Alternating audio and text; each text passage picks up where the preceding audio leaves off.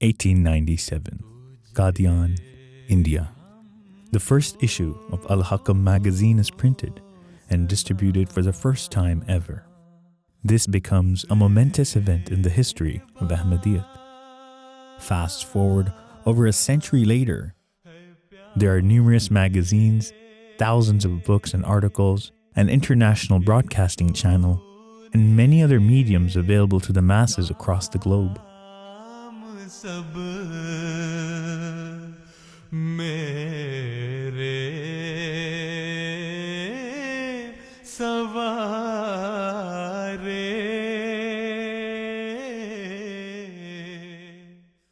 Chinese health authorities are still working to identify the virus behind a pneumonia outbreak in the central city of Wuhan. At least 59 people are believed to have been sickened by the new virus. Tonight, U.S. airports on high alert, screening passengers for symptoms of a deadly new virus. 2020, the year that everything came to a standstill. The United Nations warned late on Tuesday about the severity of the pandemic. COVID-19 can be characterized as a pandemic. Our country is in the midst of a great national trial, unlike any we have ever faced before. The truth is, the situation is extremely, extremely serious. It is a matter of life and death. We're giving this fight everything we've got. Governments of all orders are organizing the most significant civic mobilization since World War II. Lockdowns, quarantine, isolation. These words became a routine part of everyone's vocabulary. Life as we know it took a turn for the worse. Our means of staying informed and connected were reassessed. This was a new reality.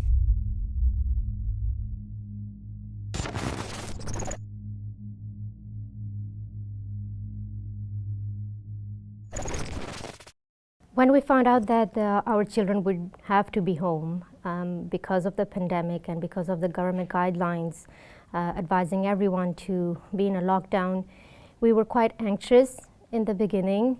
It was something new for everyone.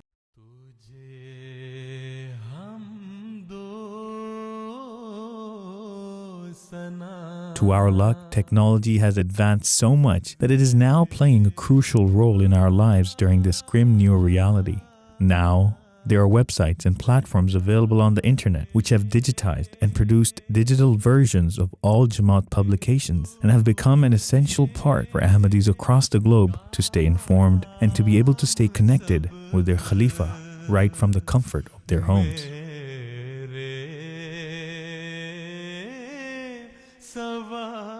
It's not that we weren't aware of the importance of the various means of communication or the mass media of the Ahmadiyya Muslim Jama'at, but the pandemic, the coronavirus pandemic, actually highlighted how important all these magazines and all this presence online of the Ahmadiyya Muslim Jama'at has meant for the whole of the Jama'at, every single member of the Jama'at from every single age group. Because that was a time when people were told to stay at home. There wasn't much that could be done. They felt that sense of, especially, I remember, when the first Friday sermon was approaching after the first phase of lockdowns that happened throughout the world. That is when we realized that if Friday sermon is not going to happen, it was like a question of how are we going to survive? What is actually going to happen? That is when we realized that, the benefits of listening to the Friday sermon and the contents therein, their importance, of course, is immense. But even to see Huzur every Friday on the screen and seeing that he's okay and he's all right and he's doing well is such a great satisfaction that every Ahmadi derives from MT International. Because the children were home, that mainly had a big impact in the way we watched the Friday sermons. Whereas before they were at school while the live Friday sermon would come. Now we were able to watch it together. It's really bonding us. And when you hear the voice of the Khalifa, entering your houses every week, and he's talking to you, he's giving you a message. You have to take it personally and you have to educate your children about it, that this is this is the time of the week where we have to focus all our attention to Hazur. So that was really something that the Friday sermon experience changed for us. This pandemic is something that humankind probably only sees once in a century, and I think we are very fortunate as Ahmadi Muslims to have these resources available, and in particular MTA. Although this is not something new for us, this is something we've had for over 20 years, that we've been able to listen to Hazur's sermons every Friday and derive benefit from him, and you can feel close to him even though we're on the other side of the world. It's a tremendous blessing, and even during lockdown, through MTA, I never felt very far from Jama'at, even though I was unable to go to the mosque for quite some time. I really feel that we are very lucky to have these platforms available as Ahmadi Muslims. More and more people are moving away from watching traditional TV and sourcing their television needs through online platforms. One such example is MTA.tv. As technology has advanced and as the different types of mediums that exist to spread the message of Islam to the corners of the earth have increased, so has MTA adapted under the guidance of Hazrat Khalifatul Masih. And in that process, it's looked at breaking new boundaries in reaching different parts of the world. So one of those ways that MTA has done that is with the internet revolution and then the rise of social media platforms and online streaming platforms. MTA has adapted and really been at the forefront in many ways, alhamdulillah. Family life had a new meaning during this pandemic. Jama'at's digital platforms helped to maintain a spiritual environment and opened new avenues for parents and children to connect. So while we were in the lockdown, there were limited things that we could do with the children. They would either spend their time on TV watching cartoon, but what else do you do? And the fact that MTA produced really valuable programs such as Kids Space really engaged them. So actually, Kids Space came at a really right time for us, and I'm pretty sure for everyone. So when they came to know that Kids Space actually had a website, they were really excited about it. So they asked us to go on the website. And every week they would make crafts, they would watch the episodes, they would eagerly wait for the episodes and then watch them and make the crafts, and they would ask us to upload them. And then they would wait for the items to be shown on the website, and that was something that really hooked them in the sense that they were increasing in their religious knowledge, but they were also able to share their own aspect, their own participation. Along with MTA, alislam.org is another giant which is catering to the members through its ever-growing library of resources. From humble beginnings to becoming one of the largest Islamic platforms on the planet. Al-Islam is basically a reference site. The main sections are, the home page, and that directs you to various other sections.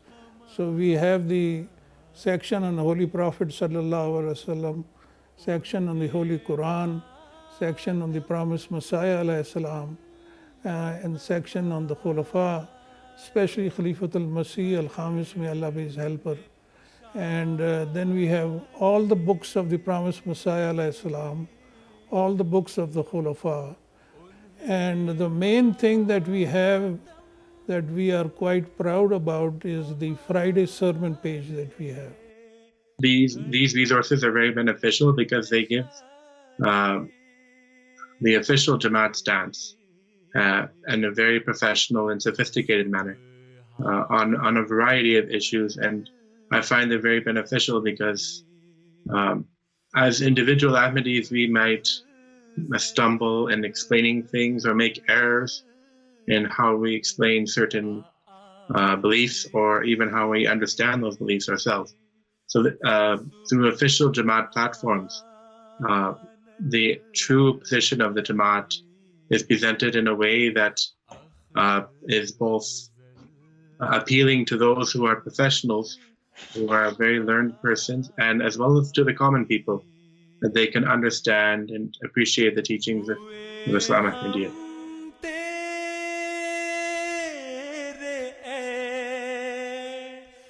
Now,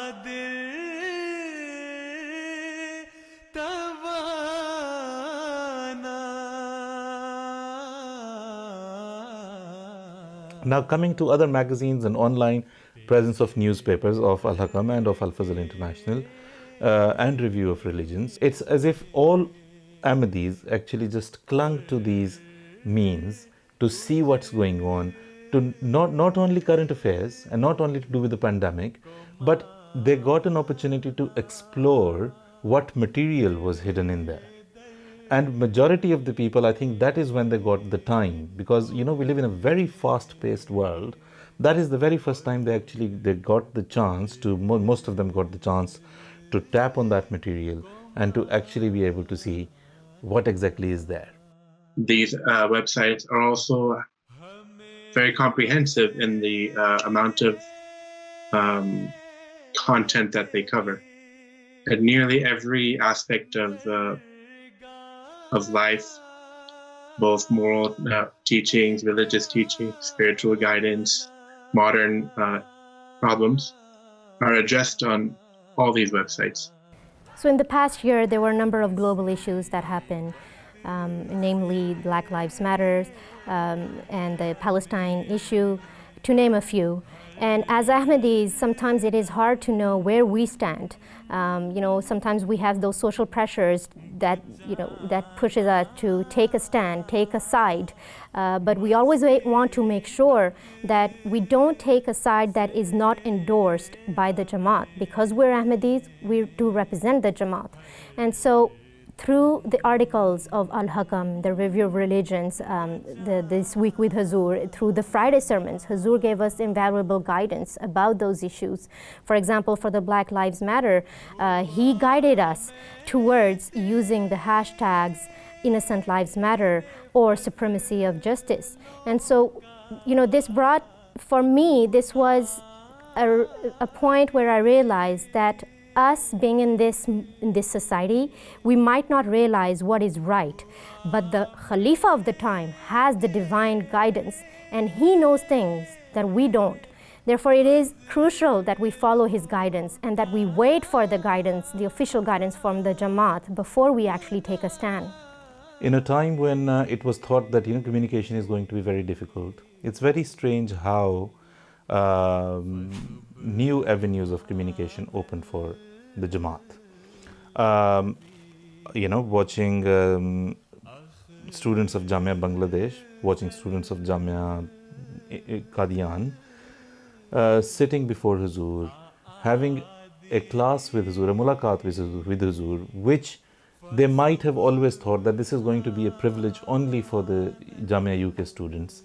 And then that happening to them talking to Huzur, and Huzur talking to them, calling them by their names that they had written on their badges, asking them questions, them asking Huzur questions, and then all auxiliary organizations in most parts of the world, they got the chance to speak to Huzur directly, seek guidance directly, and that was something where yes, some countries had already started visiting Huzur in person, some of their amlas. But then that isn't possible with all countries, with visa restrictions and, the costs involved around traveling to the UK, etc. But this opened so many avenues. And while they were getting guidance directly for their own auxiliary organization, it has been constantly being aired on MTA. And so anything said to Ansarullah of, say, Finland was equally relevant to Ansarullah, a majority of the part was equally relevant to, say, Ansarullah of the United Kingdom. Many times when I watched This Week with Huzur, seeing Huzur smiling really put a smile on my face. And some of the questions that people asked him, I was also having in my heart. And listening to Huzur answering them, really gave peace to my mind, to my heart, to listen to Huzur's guidance. And I really feel that whenever Huzur speaks, he speaks what is necessary for the world to hear and what the world should hear. And I feel that if the world were to follow this guidance, that we would avert a lot of trouble. Not only has it benefited the people of the Jama'at, But it has also become a unique time in history for people to search for their creator. The plethora of information and resources is readily available to those seeking the truth. During the pandemic, the Imam had referenced me to go onto Al-Islam, to search the topics there, to read the books, all the ebooks that are there, which is a great reference and suppository for information. When I first found out what bat meant, directly translated into English, which I believe it means to sell one's soul, I found that a bit extreme. But when you look at the conditions, they're very simple.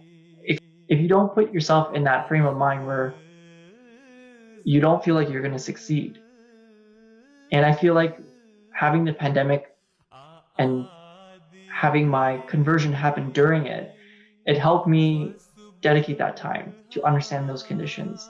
And also, the most important thing was to learn how to pray, to offer salat, and to understand how to perform and recite my prayers, my du'as, and the postures that you have to go through during salat.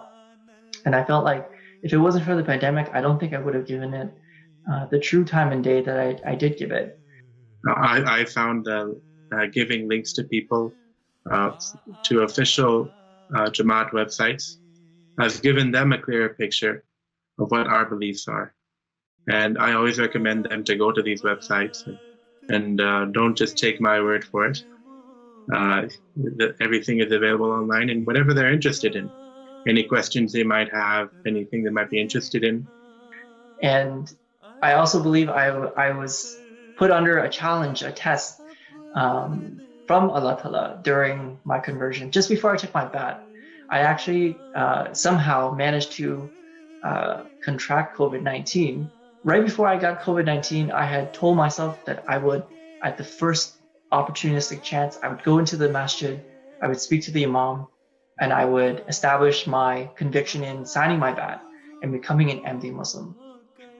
And unfortunately, the virus had gotten to me, and I took it as a way that Allah Ta'ala said, I think you should really consider thoroughly what you're about to do, because this isn't something that you just wake up one day and maybe decide, for fun that I want to be an Ahmadi Muslim. This is a complete change. It's a 180 in your life.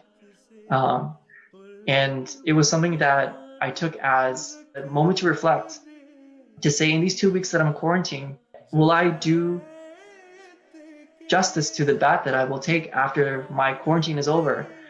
Should my symptoms subside? And alhamdulillah, they did. And right after that, I contacted the local imam, and I made my way into the masjid. And I mean, the rest is history, as they say. So the primary goal of the means of mass communication in Jama'at has always remained one, for the imam, for the markaz, for the nucleus to be able to remain in touch and in contact with the entire Jama'ats in the entire world. It has focused on tarbiyat, which means their moral and spiritual well-being of the members of the Jama'at, and they've played another very important and a very crucial role, which is in terms of tabligh. We could have been in a pandemic, in a lockdown situation, without these Jama'ati online platforms. I'm at loss of words. It's something that I can't even imagine. If I were to imagine a situation like that, where we did not have any of the online resources to connect to the Jama'at, it would be isolation in a very bad way. It would be loneliness. I would feel alone and very disconnected from Jama'at, and I don't think that's a feeling I even want to imagine.